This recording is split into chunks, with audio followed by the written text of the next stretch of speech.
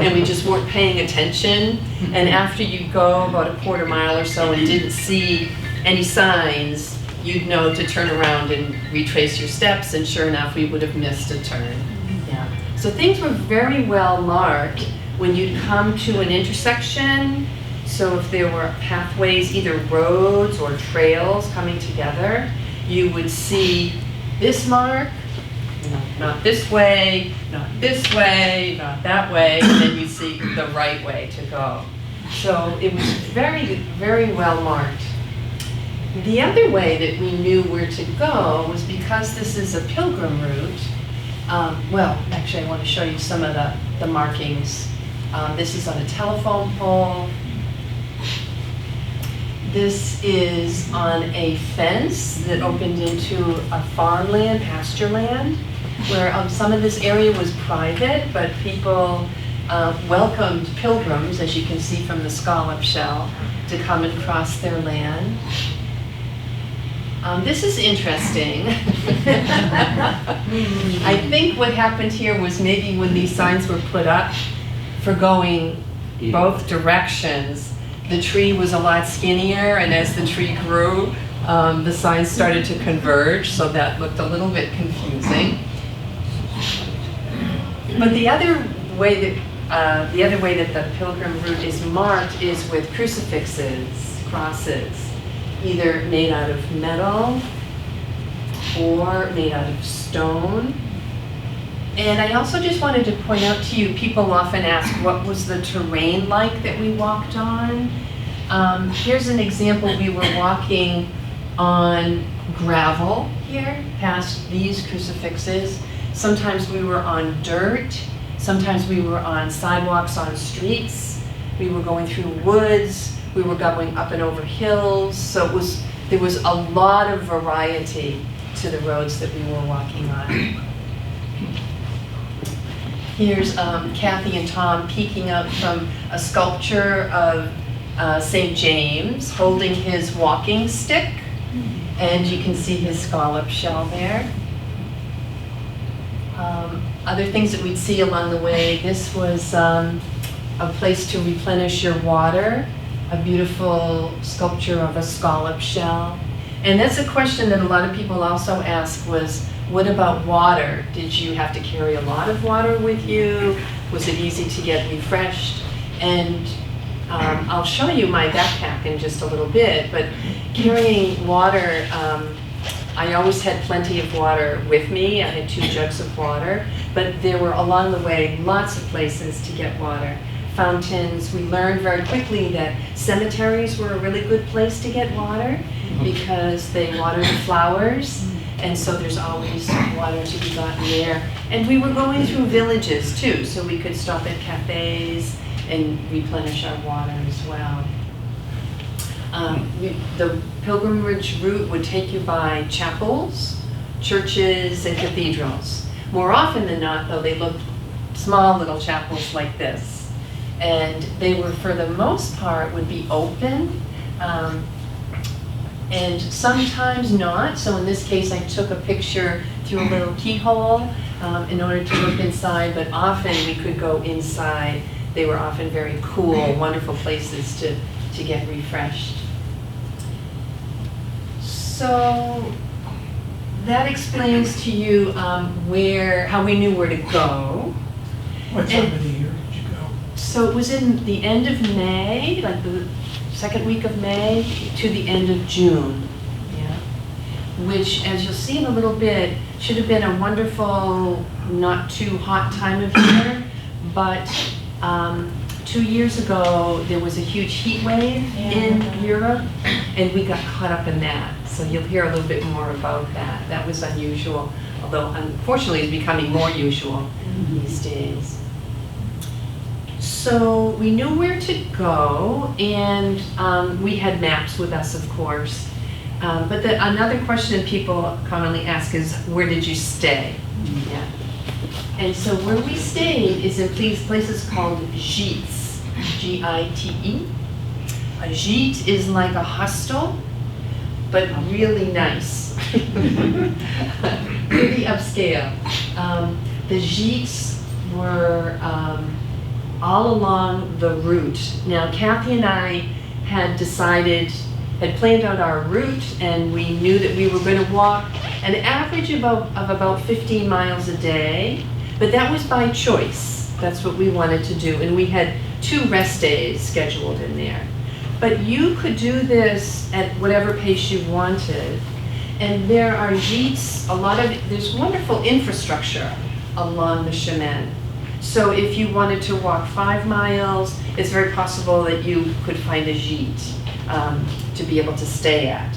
So gîtes were where we stayed along the way, and here's some signs for different gîtes that we stayed at. Sometimes the signs were very, very tiny and hard to find. And we made our arrangements when Tom was with us for the first 2 weeks. We wanted to be certain of where we were staying, and so we had made reservations ahead of time for those first 2 weeks. And then after Tom left, Kathy and I would call ahead and make reservations for the next couple of days, 2 or 3 days ahead. So we wanted to know that we had a place to stay. So we weren't, in that sense, true pilgrims, and that we were wandering and then just would plop wherever we ended at the end of the day. So here's the start. So we started in this village of Le Puy. It's a beautiful town. It was on the Tour de France a few years ago. It has a very old medieval section to it, and that's where this picture was taken. Mont Saint Michel, which is an old monastery, is in the background there. A beautiful place with a big cathedral that on Sundays has a mass and a blessing for the pilgrims before they start their trek. So we started off in Le Puy. This was the day before we started. Walked up to the top of Mont Saint Michel, looked down on the village, and that night we were treated to something called an illuminata. So this picture of Mont Saint Michel is the same as this, but it was at night. And what they did was they had a beautiful light show set to music that explained in images the geological evolution of that whole area of France. It was very, very beautiful. And then the next morning, we went to the cathedral. We received a blessing from the priest. There were about 150, at least 150 pilgrims there heading off. And so that's the beginning of our journey. But never were you with 150 people walking. Yeah, people spread out pretty quickly. And I'd say as we walked, maybe you would meet up with people and walk with them for a little bit, and then break off, and you'd stop for a little rest or a snack, and they'd go ahead. So the most people you ever saw when you were walking was maybe 5 or 10 at the most. Yeah. So very different than the Camino in Spain, which has probably at least 10 times as many people walking on it as what was in France. So here we are getting an early start in the morning with our long shadows. You can see we have our walking sticks, and we are ready to go. And so here's a picture of me with my backpack and looking out over the beautiful farmland. And I wanted to share with you actually what I brought on this trip. If Mark, could you turn up the lights for just a little bit? So we carried everything we needed in this backpack for the 6 weeks of the trip, which meant since we were carrying this, it needed to be as light as possible. Yeah. So it was pretty bare bones, and that was our focus for leading up to the trip, was to try to get your backpack under 10, the guideline is 10% of your body weight is the goal. Yeah. So as you can see, I very quickly learned to carry a baguette in my pack, and but what I had in here was this. We had my passport in it, and money, credit card was always around my neck. Only came off when I took a shower. So this was always with me. And of course, always some spare food just in case, you know, so chocolate, nuts, fruit, dried fruit, for snacks or for lunch. The weeks that we stayed in, we got breakfast and supper.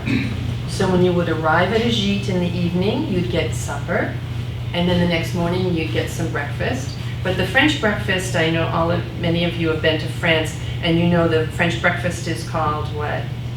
Petit déjeuner. And for someone who's hiking 15 miles a day, petite was like really petite.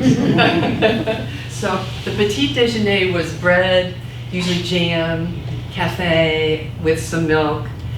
So it was enough to kind of get you started, but Kathy and I would always, like 2 hours after that, we would stop and eat more.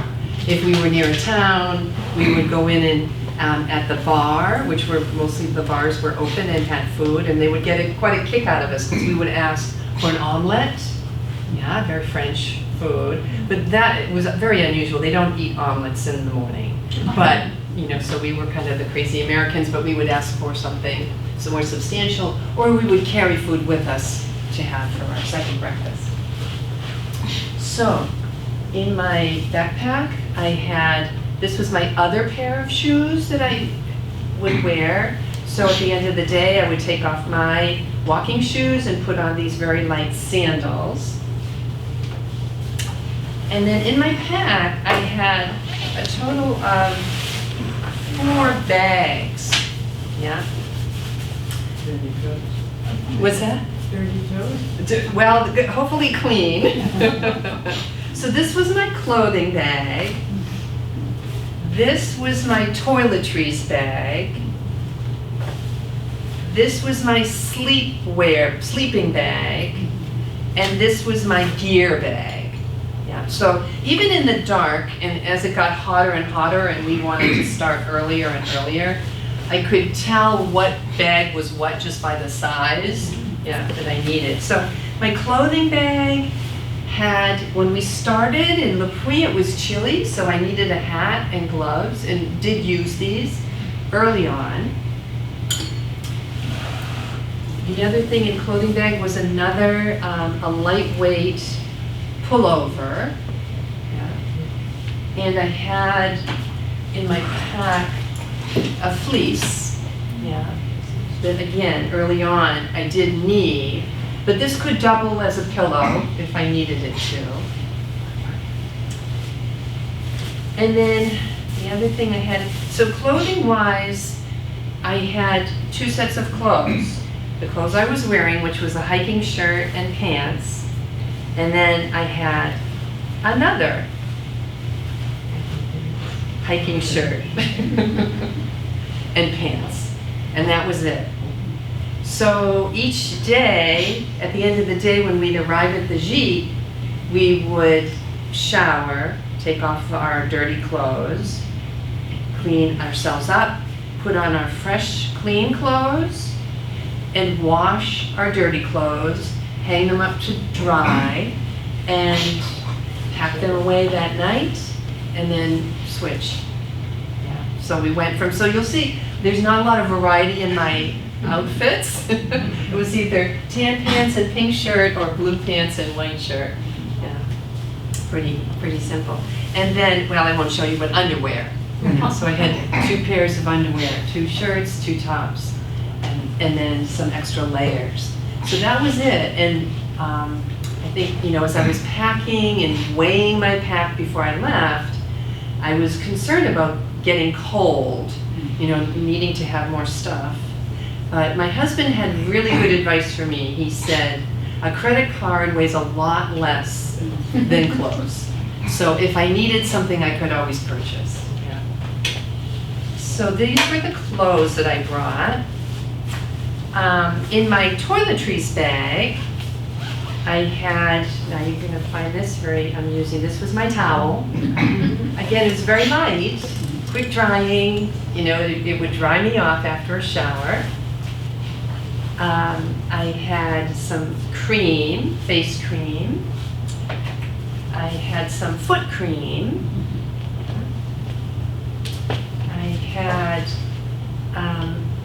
this is like wilderness wash. So it's wash that you can use for your hair, your body, and your clothes. So multi-purpose, so this was very handy. And then tiny tube of toothpaste. I took my toothbrush and took off the handle, so every little bit helps. Yeah.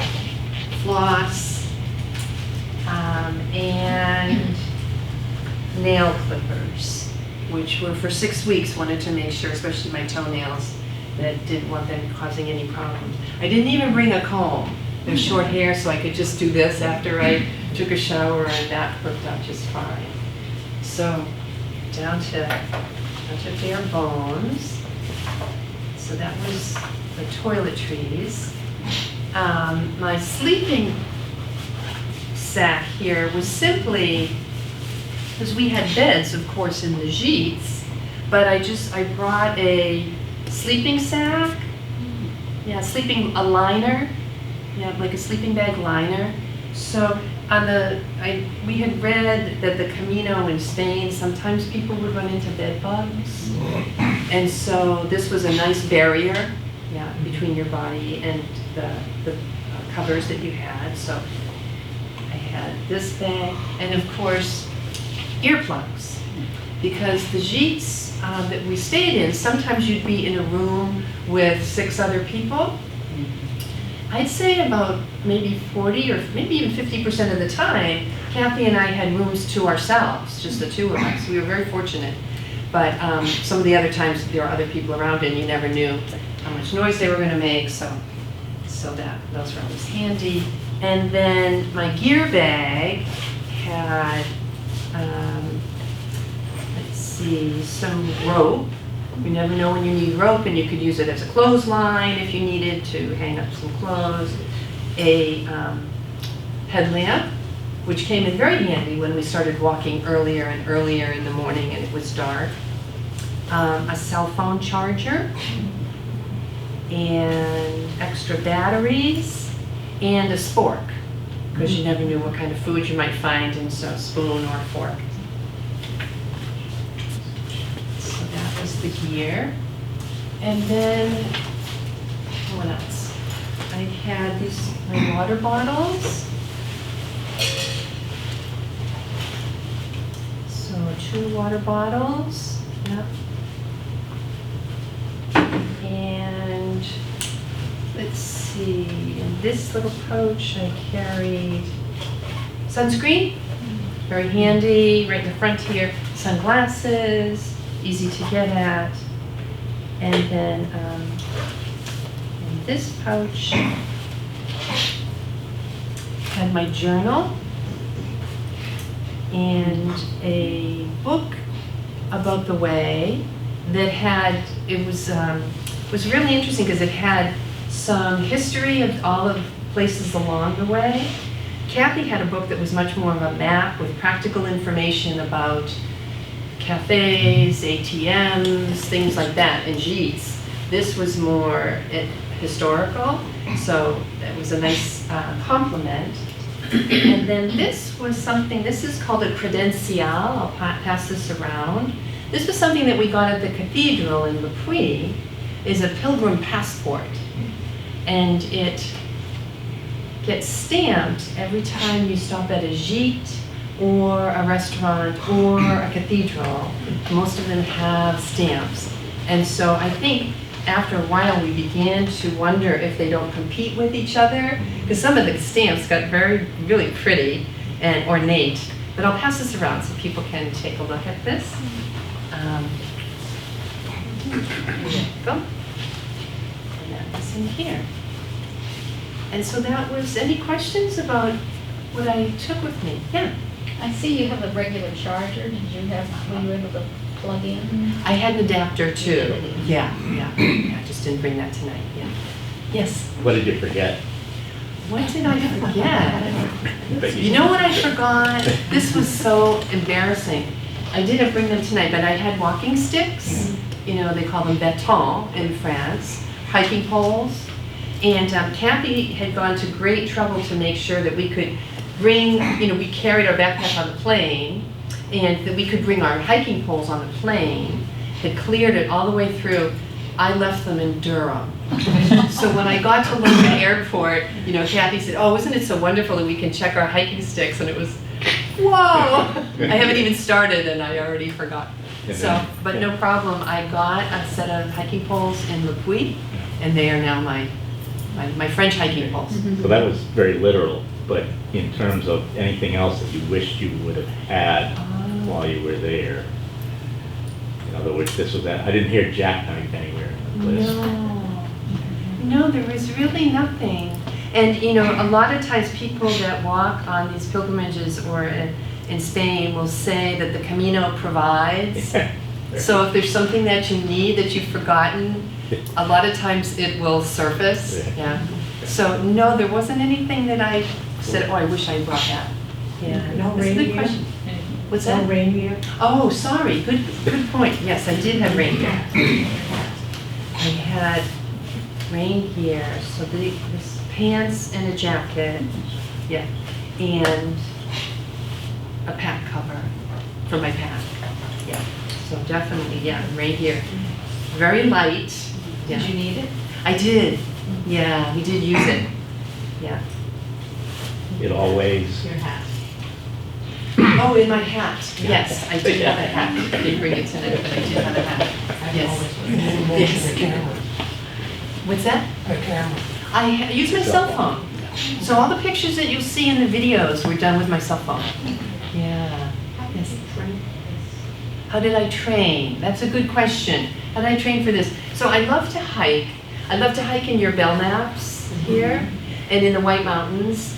And so hiking-wise, I felt like I was in pretty good shape, but I was concerned about walking day after day after day, because when I hike, it's not day after day after day. The most I had ever hiked on successive days, I think, was a week. So training for this, I did, besides the hiking, is I did walking in my shoes that I wore. And so I would walk anywhere from 8 to 14 miles. Not on successive days, is what someone who had done the Camino before me said. Don't wear yourself out before you go, which was a really good point. So I would, make sure that I got out to walk at least every other day, but didn't overdo it. And wanted to just make sure that the big thing about these walks is foot care and not getting blisters. Yeah. So I think the best thing that I did was getting these shoes and walking in them, for the few months before I left. And that worked out great. I didn't get blisters. I didn't have any problem with my feet. There's a lot of, that is a common problem. Yeah. What brand of walking shoes did you have? So these are called Scarpa. They're Italian shoes. And I was the only, person that I saw with low shoes like this. Most people had higher shoes or boots.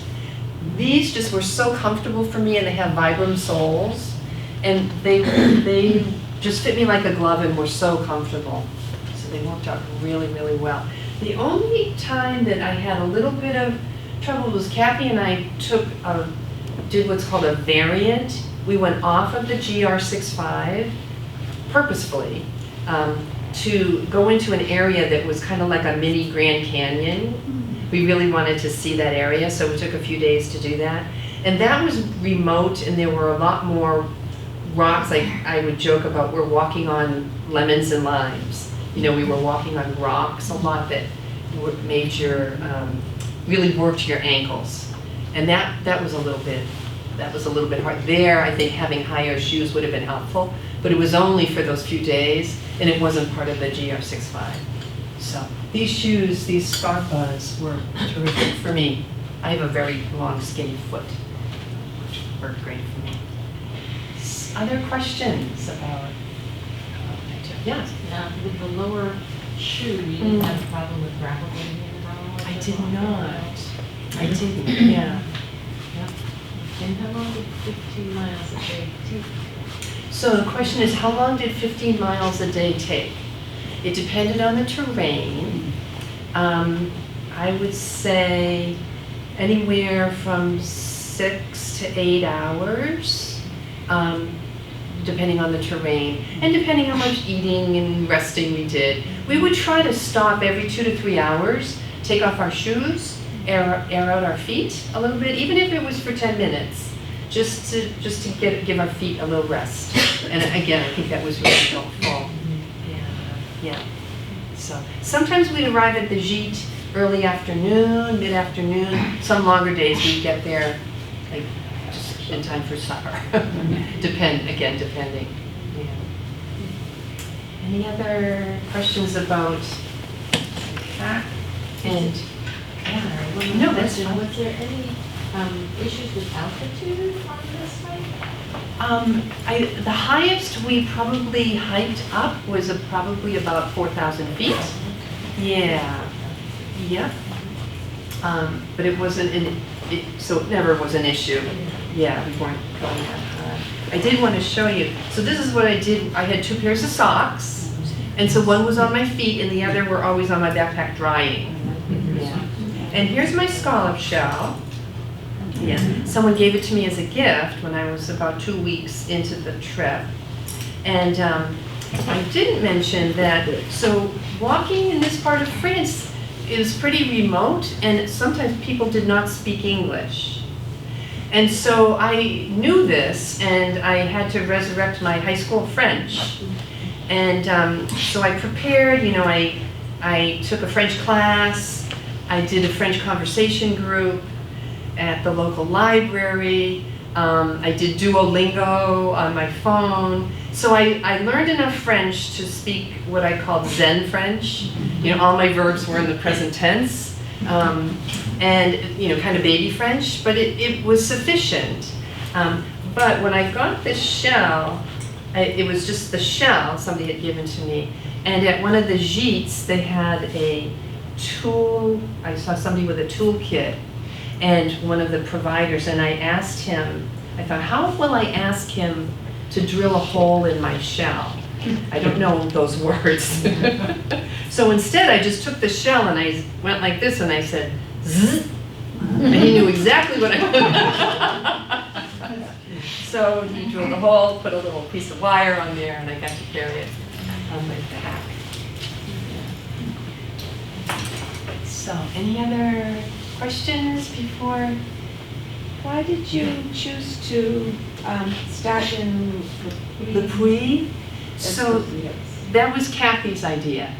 She spent a lot of time in France, and she had researched the different routes and had read that this was one of the most beautiful of the 4. Yeah. So that's why we ended up there. Okay, let's see. So good to go? All right.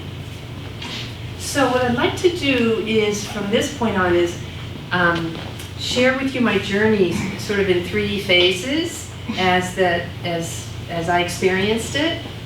And so the first thing that I experienced that was very aware was the awakening of the senses that occurred with me.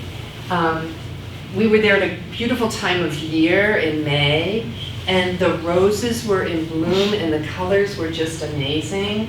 So gorgeous, gorgeous colors like this coral, that yellow. Telephone poles would have rose bushes growing up them, just gorgeous. Poppy fields with orange and yellow. So your eyes were just sort of just so open and light, with all of these colors. And here's fields and fields of onions. You can see the onions in the foreground here, but if you keep looking to the upper right, you just see it goes on and on and on. So it was really a spectacle for the eyes. We would walk in woods and we'd see animals that were out grazing just in the middle of the woods, like these beautiful cows. And this is something that we witnessed, which was for the sight as well as sound. So we happened to be there at a time when they were celebrating what's called the transhumance. Is that familiar to anybody? Transhumance. It was not to us either.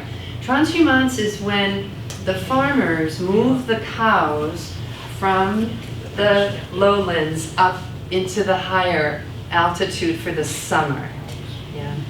And so they make a festival out of this, and the poor cows get all dressed up with headdresses and bells around them. And let's see if we can. This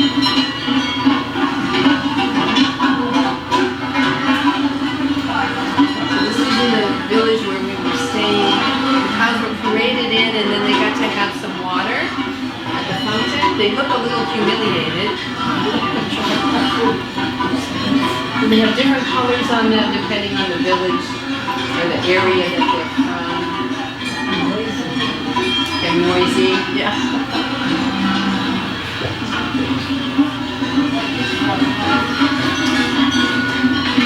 Very pretty. And then they get, oops.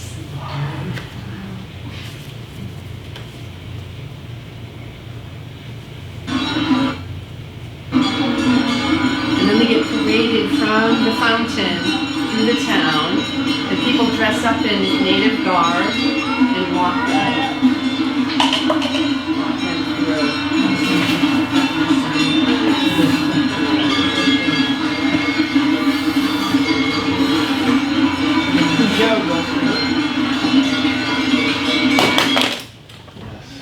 So that was quite a spectacle to see. Yeah, very beautiful. And so the days are starting to get a little bit warmer. You can see our shadows are getting longer. Yeah. And here's a field of sunflowers. There's just one sunflower peeking up, saying cuckoo. In French, that means peekaboo. Yeah.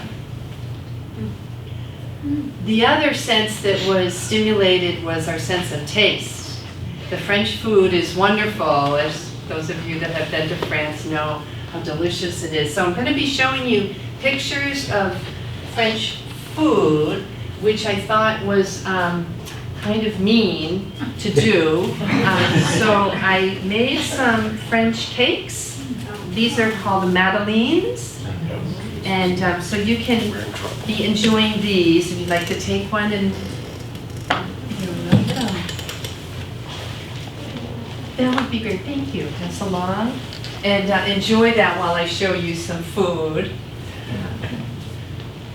So on this plate are Le Puy lentils, which I never really thought much about lentils. They were fine, but in Le Puy, they are known for their lentils, and they are small, bluish, darker, and so delicious.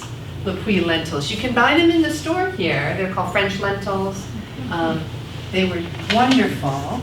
And of course the food is always beautifully presented. This is a very large piece of cake that Kathy, Tom, and I split, but very beautiful that we just couldn't stay away from. This is a beautiful meal. Getting goosebumps. What's that? I'm getting goosebumps. Goosebumps? You getting hungry? It's amazing. It's beautiful. These are duck medallions on roasted potatoes, cheese, salad, and we've been walking through these little villages. I'm sorry? That would be a meal for one person. That would be for one person. I ate that whole thing. So you would, walking as we did, we would burn off the calories. But the French just really, they value their food. Even if we'd be out in the middle of nowhere having our lunch, say having cheese and bread, people would walk by, they would see us eating, oh, bon appetit. They would always say bon appetit whenever they would see you eating. So food is to be enjoyed, not eaten quickly, take your time having the food. Wonderful. This is lasagna and salad at a restaurant that was in this little village that had like 4 houses in it, and this one little restaurant, but this beautiful meal. Here's another, some fish, and just look at the pretty flowers, you know, and one on each side. So really a feast for the palate, but the eyes as well. Yeah. This was a salad that we had in Eos, where we asked the waitress, what is from your region, food from your region? And she was so excited that we wanted to eat food that was local, and so she brought us this beautiful salad. And this is another video of another food that is right here, hanging from Vincent's stick. This is called aligot. Aligot is so good. It's a blend of mashed potatoes, garlic, and very young cheese. So it looks like taffy. You can cut it with a knife. It's full of lipids. Maybe not omega 3, maybe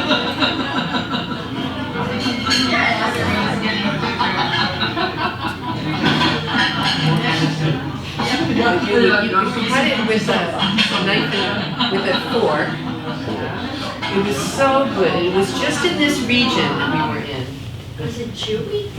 Not chewy. It was it would like melt in your mouth. Yeah, melt in your mouth. Just so good. Every place we went after that for the next 4 days, I would ask, "Avez-vous aligot? Avez-vous aligot?" And would get it. We also, Vincent served beef tongue at dinner. So this was dinner, which I had never had before, and of course I thought, I have to try it because I'm in France, and when am I ever going to eat beef tongue again? So I had that with the aligot. And if you didn't know what you were eating, you wouldn't think twice about it. It was tasty and nutritious. Okay. So another awakening of the senses was sound. So here, this is an actual picture that I took with my iPhone from my room at the Abbey, which was a big gîte. It was formerly a monastery that had been turned into a pilgrim hostel for people to stay at. And every night, so we took a rest day in Conques, and every evening the monks have an organ concert in the cathedral. So we went to that, and here it is. See if you recognize this music.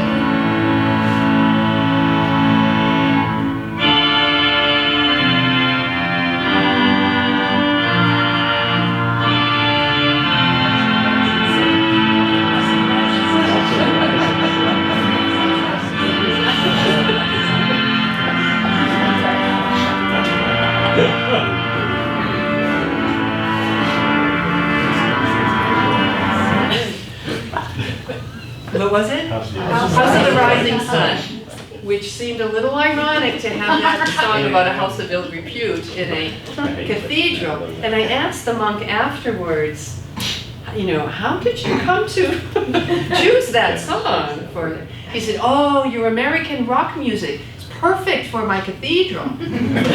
So, which is true. I mean, it was a soaring piece of music. It did sound beautiful in the cathedral.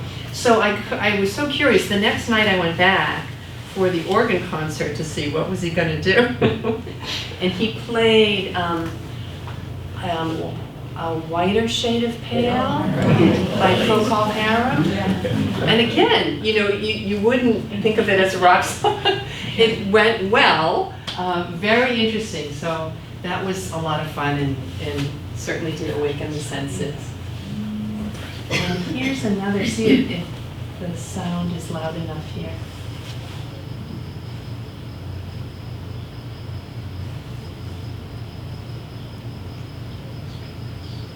Can you hear? Cuckoo? Cuckoo birds? Yeah. So the sounds are a little quiet, but you can, there's a cuckoo, there's the water running, there's the rustling of the leaves. Very beautiful. And then there's a little tiny escargot. Come on. They're running away, right, trying to get out of traffic. And just see it, you know, maybe something. So that was kind of the first thing, was that you're walking, of course, every day. It's walk, eat, sleep, repeat. That's all you have. You have no distractions. You have no responsibilities. You have nothing to distract you. And so that's what you do. And so you can kind of settle down, and your senses, at least for me, senses really just were so wide open. So the second thing that I became aware of was what I call the beautiful stream of humanity. So we're walking with other people. As I said in the very beginning, there were a lot of people, but we quickly spread out. But sometimes we'd stay at the same gîtes. Some people were walking at different paces, but your paths would converge, and you may walk with someone for a day or two or three and then part. A lot of the people that were walking were French. I'd say maybe 85% of the people were French, and they would walk for maybe a week. So this was their way of having a holiday. So they would come onto the GR65, walk a week, and then go home. So we met a lot of people that were doing that. And you were all walking in the same direction. So these were fellow pilgrims. Here's a dad and his son that were walking together for a week. Here's a group of ladies that we met when we went off the main trail and onto that more remote area that I mentioned. So these were 5 ladies from France. Sophie was from Luxembourg, who were also going off the main trail. So we connected with them, and 2 or 3 of them didn't speak any English. But we started walking. As you can tell, it was pouring rain, so our rain gear came in really handy. But we had been walking with them for maybe just 5 or 10 minutes when one of the women explained that another woman had just lost her husband 10 days earlier. Her husband had died. And so she talked to us in French, and she said in French that she had not cried. And that she every year she would go with her friends to walk. And this year she was not going to go because of her husband's death, but her children said, "You need to go." So she went. So here she was with us and walking, and we had a lovely walk in the rain. We got to, poured all day. We found a farm, a barn to tuck into to eat something. And Kathy and I, got out our baguette and our cheese and our almonds. These French women, they took off their scarves, their lovely clothes. They had dry clothes, beautiful clothes to put on. They had a tablecloth. They had fresh fruit. So they set this beautiful table. We had such a good time singing and eating with them. And then later, we stayed at the same gîte that night. The next day we walked, and we came to a chapel, and we went inside, and they distributed, there was nobody there. It was a little tiny chapel. They distributed hymn books, and the 5 of them started singing and harmonizing, singing a beautiful French hymn. It was gorgeous. Then they said to Kathy and I, "Sing to us a hymn in English." So we decided to sing Amazing Grace. And that was a nice choice, and they loved that. And the woman whose husband had died started to cry. So here we were meeting these people. We didn't know them. We didn't know their history, nothing. Just the question that we would ask people when we would meet them was, "Where are you from? And why are you walking?" And that was it. And after that, it was just being together, enjoying enjoying the moment. So that was a beautiful encounter with these women. So we were with them for a few days, and then we separated. We lost them, and then about 4 days later, we bumped into them again. So it was like long lost friends. Yeah, yeah. Here's another set of friends that were walking together. And here, doesn't that look like Bernie Sanders? I couldn't get over it. It was not. Looked like him. He was actually, that gentleman was a provider. He had a house that was along the walking route, and he set up a table with drinks and cakes, and people would do that. They just loved seeing pilgrims, and didn't ask for any money. They'd have a little jar there if you wanted to leave a donation, donativo. Here's some other folks who were walking in a very flat area along a river. Here's a couple of guys. They're from Belgium. We saw them for a week. We were playing leapfrog with them. And this man, we named him Dapper because he always had this scowl on his face. And he always had a hat on. But every day it was a different hat. His walking partner was this gentleman, and he always had a smile on his face, and he always had the same hat on. And it turns out these two were friends, but you never saw them walking together. This guy was all about speed and getting to the next place. This guy was all about enjoying the scenery and stopping. So we would see him a lot because we would explore chapels and things. And when he would see Kathy and I, he would always say, "Bonjour, mesdames." Yeah, and he would take off his hat and bow. He was such a sweetheart. Their last night, they asked us to join them for aperitif, a drink, which was very, very kind. Here's a family from England, parents and their daughter. And here's a, let's see, Sarah started walking in Germany, across Switzerland, going across France, and she was going to go all the way to Santiago. Marjorie had started in Le Puy and was going all the way to Santiago. And as I said, one of the questions is, why are you walking? Marjorie was looking at a change of career, change of job. She didn't know what she was going to do next. Same with Sarah. So they were really at a transition point in their life and really wanted to clear their heads and go out for a nice long walk. And the same with the providers. Although they weren't walking with us, they were standing still and we were walking by them. And here's Danielle, who did the zzz on my shell. Yeah, little sweetheart. Here's Jeannie, who made a wonderful, just wonderful pasta dinner for us. Here's Bernd and Lucy, who were Gîte owners in the Basque region of France. So as we got closer to Spain and we were in the Basque country, they taught us Basque songs that we sang at dinner, locking arms with the other people around the table. Very sweet. We gave him a nice little send-off. Here's Frederic and Kathy and Theo, a very artsy gîte that we stayed at. A mom and her son ran that.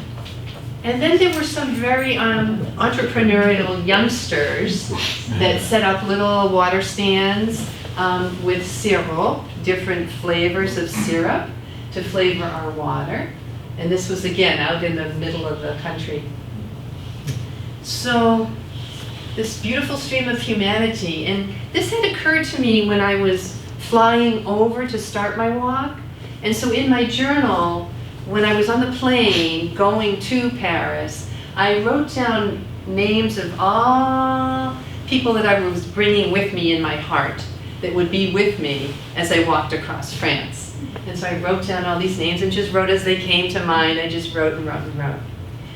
When I was coming home, I thought, I should do the same. People that I've met on my walk across France that I'm bringing now back with me in my heart. And I thought the page would look a lot different. but it really didn't. It was chock full of names of people that we met along the way. Lots of names. Sometimes I couldn't remember names, so I would write descriptions. Like, this one was the Frenchman, so this is a funny story, the Frenchman who didn't understand New Hampshire. He asked me where I was from, and I said, États-Unis, United States, New Hampshire, près de Boston, near Boston. He said, oh, New Hampshire, très chic. And I said, no. No, not really. He said, oh, oui, très chic. So we walked on some more, and his buddy comes along, and he says, you know, she's from New Hampshire, très chic. And the guy looks at me and he says, no, the Hamptons. So big difference between, yeah. So there was the guy who thought New Hampshire was the Hamptons. There were the people the 7 from Argentina who rode their bikes to Santiago that we met. But then I said, you know, all the many, many pilgrims whose eyes met mine, and we smiled, recognizing that we're all in the beautiful stream of humanity, no matter which direction we walk. And you say, have that connection with people when you're walking, because everything else just melts away. You have no other distractions. Yeah. So the third and last sort of phase or experience that I had that was quite poignant was what I call matters of the heart. And this was something that I would say came towards the end of the trip, but it actually started on the plane when I was going there. When I landed in Paris, I thought, what was I thinking to do this? You know, I'm going to be away from my family for 6 weeks. Like, the reality of that, just, I don't know why it hadn't dawned on me before. I knew what this was going to be, what I was doing, but what was I thinking? And so that became the mantra for me, was what I would call, for my journal, the challenge and the grace. And so when I would write in this little lightweight journal each night, I would have an entry that was the challenge and the grace. And as I said, it started, you know, very early on. I wrote here very early on, before we even started the trip, I said, the challenge is to not worry about weary legs, blisters, not enough food. I haven't even started yet. The grace is to be enveloped by angels atop St. Michel in an amazing angel chapel, which is that Mount St. Michel that I showed you. It had a gorgeous angel chapel up there.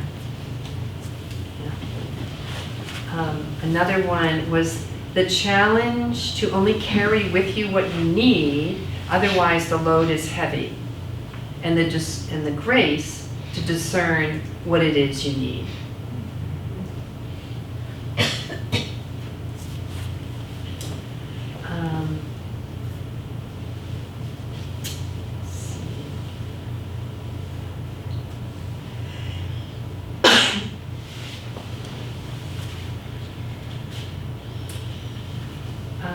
Challenge to not be embarrassed.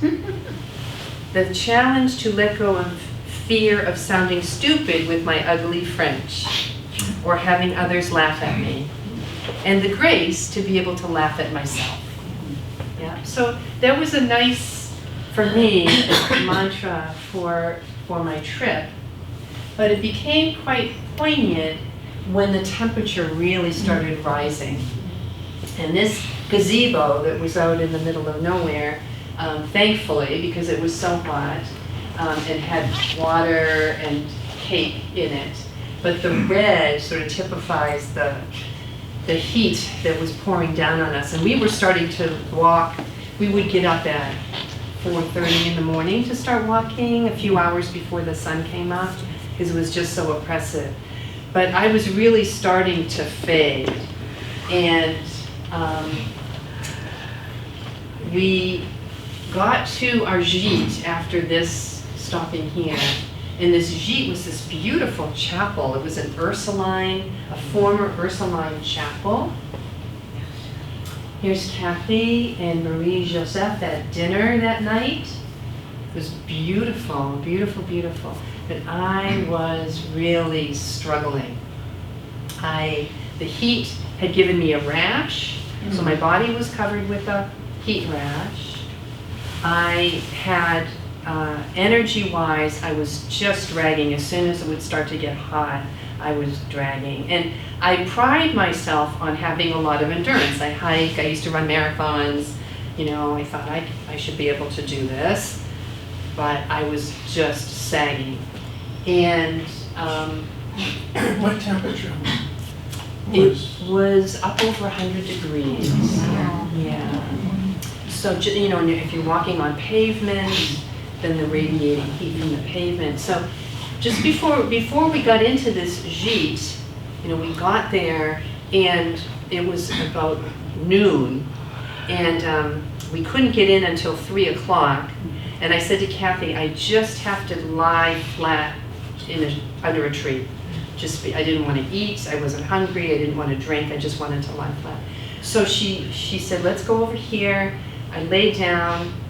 She went and knocked on we were in somebody's yard, so she knocked on the door to ask if it was okay for us to sit in the yard. And the woman that answered the door, you know, she spoke to her, she said, of course. She said, oh, now come inside, it's cooler inside, and bring your husband with you, which was me.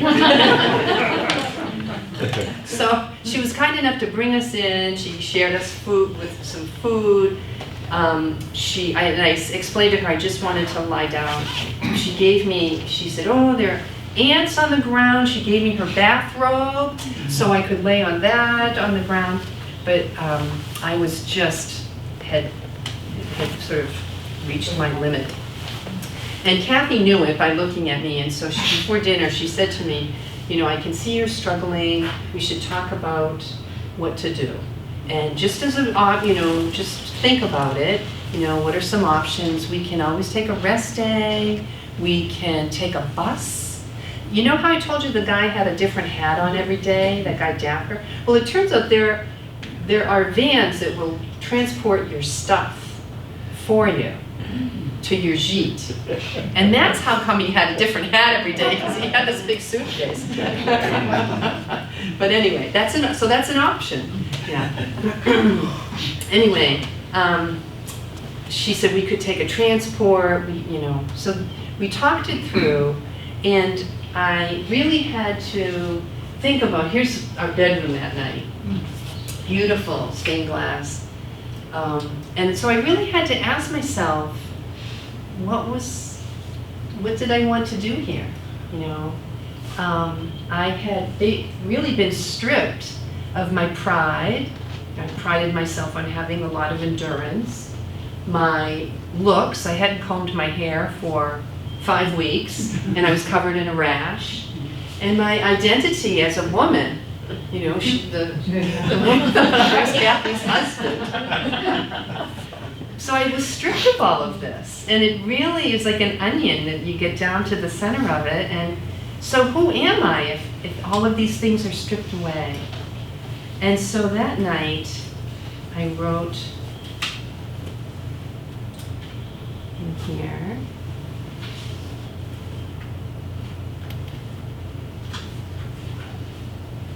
so here I am, stripped of my pride. What are you trying to prove? My looks, I haven't combed my hair in 5 weeks, and my identity. Suzanne thought I was Kathy's husband. I'm slowly being stripped of externals in order to get down to what matters, the internal. The essay, the essence, the point of life within. That divine spark, that breath, that touch, that love. What to do with it? You let it shine, you share it. Don't smother it or ignore it or take it for granted. It is you. Challenge is to let go of fears, distractions, and face who you are. And grace is what you need to do this. So once I came to grips with that, I let go, I slept. We got up in the morning, I said to Kathy, let's walk today and see how we feel. We got outside, it was dark, we started walking, we walked and walked, and it was cloudy. And the temperature had dropped like 20 degrees. So from that point on, I was fine when the heat broke. But I treasured that I had to go through this, get stripped of all externals and distractions to ask myself those questions. And this quote from Joan Chittister, who's a rather radical Catholic nun, writes beautifully. I had come across her poem that night when I was lying in bed, which is, when we live from the inside out rather than the outside in, everything in life begins to fit. And that seemed to speak to me. And so from that point on, I was fine. And so within about 5 days, we reached the finish of St. Jean-Pierre-de-Port, and there's some friends that we were with at the entrance to the village, which once we came through that tunnel, it was like walking into another land, because there were so many people from all over the world that were getting ready to start their Camino across Spain. Now at this point, the first walk across Spain, we're still in France, is to walk up and over the Pyrenees, which there were mountains there, and I really wanted to walk up and over the Pyrenees. Kathy had injured her ankle at this point, or had aggravated it, so she said, you go, I'll stay. And so I got to go up and over the Pyrenees by myself, which was overcoming another fear I had, which was being by myself in the foreign country, traveling. But I did it, up and over the Pyrenees, and of course there are other people walking as well. So did that trip so well. Here's, the wind sounds a lot harder than it was. Yeah. But isn't that beautiful? And the clouds that are settling there. Ding dong, ding dong. See other pilgrims walking. And here I am giving my feet a little rest, looking down into Spain and walking through the woods down to a monastery. And I saw this gentleman all in white with a backpack, and at first I thought my eyes were playing tricks on me, and this was some kind of an angel. It turned out it was an American priest from Minnesota. He was ordained. He was walking the route to Santiago. This is the monastery that had been turned into a gîte to accommodate hundreds of pilgrims. So I stayed there overnight, and then the next day I turned around and walked back to France, which was really fun because people were coming towards me. Most everybody is walking to Santiago, and I was walking the wrong way, and people would say, you know, in French, you know, you're going the wrong way. And I would just say, you know, I'm cuckoo. But it was very beautiful. You're up above the clouds, and then you're walking down into the mist. And I started seeing people that I knew coming towards me, out of the mist. So Michael, Elizabeth, Marjorie, and they're on their way to Spain. So our paths were crossing yet again. So with senses awakened, bound to humanity, and humbled, I returned home with open eyes and a refreshed heart, knowing that magic surrounds us all the time. We just need to open our senses to be aware of it. and reminders to stay present and trust the journey. So, thank you for your kind attention.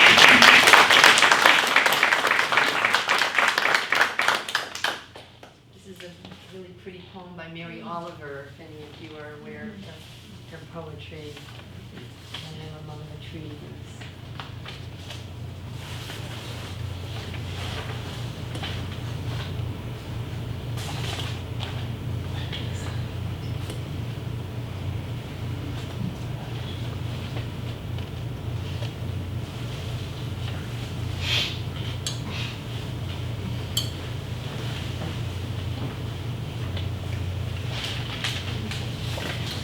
This last sentence, to go easy, to be filled with light, to shine.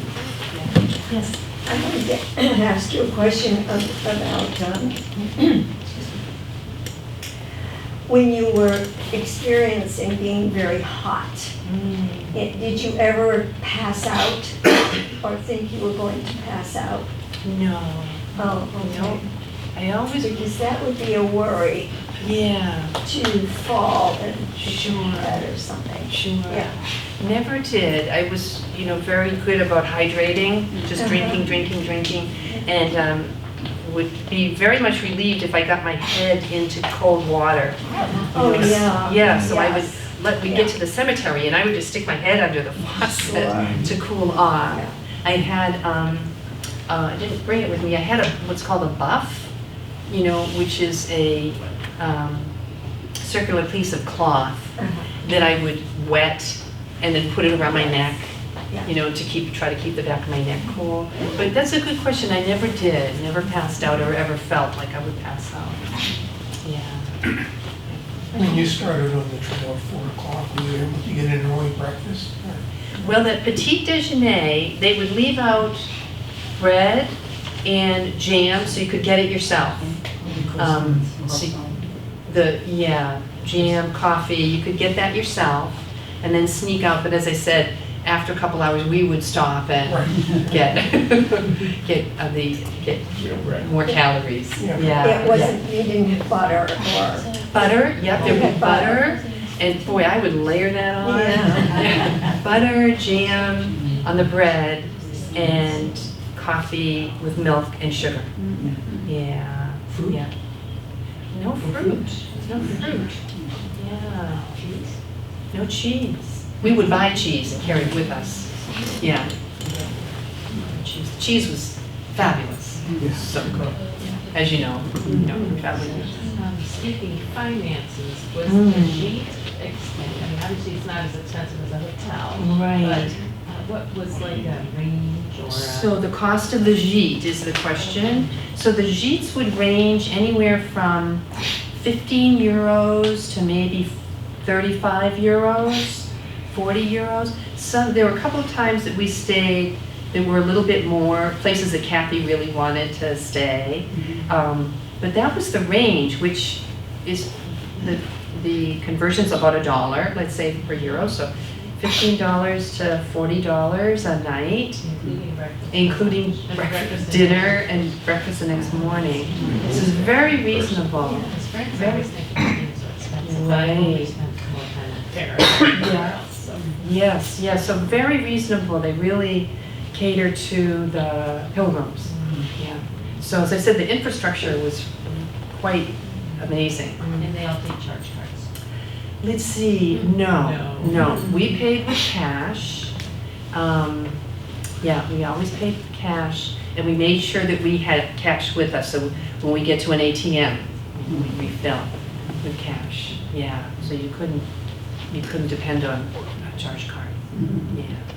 Yes, I didn't question? see any evidence of traffic or chain stores like Dunkin', or things like that. And I'm just curious whether that was all edited out or whether it just didn't exist at all along this route. Right, because I think that's why the Le Puy route is treasured, is because you're pretty remote and in villages, off the beaten track.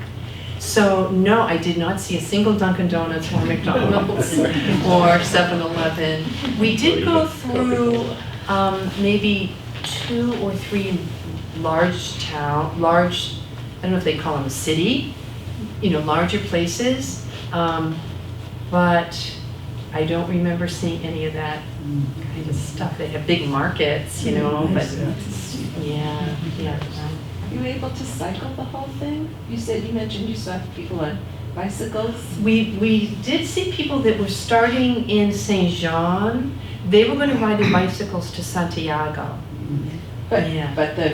your route, you wouldn't. No, it would be hard to bike, the whole thing. Maybe sections of it. Yeah. If you're a biker and you picked sections that were amenable to that, you could probably find that. But it would be hard to do the whole thing on a bicycle. If Yeah. you're going to do just 1 week of walking, is there a desirable section? Oh, that's a great question. Boy, the first section from Le Puy to Conques, but that was 2 weeks. But that area, the Aubrac region, is gorgeous. It's also the more rugged. Has anybody been there? So that area, it's more rugged as well. So in terms of climbing, hiking, it was more strenuous, but that was beautiful. So that the Aubrac region, where the transhumance was, that area to Conques, very, very beautiful. The only area, as we started to get towards Spain, we went through an area that was what I would call industrial. It was very flat, and we could see water cooling towers, like a nuclear plant or something, which, that's life, but in terms of walking and beauty, yeah. So the further south we got, the flatter it got. So and it was all beautiful, but the first couple of weeks, yeah, they were very beautiful. Was going over the Pyrenees the highest part of your trip? Let's see. That's a good question. It was probably close. Some of the mountains and the hills that we climbed in the Aubrac region were 4,000 feet.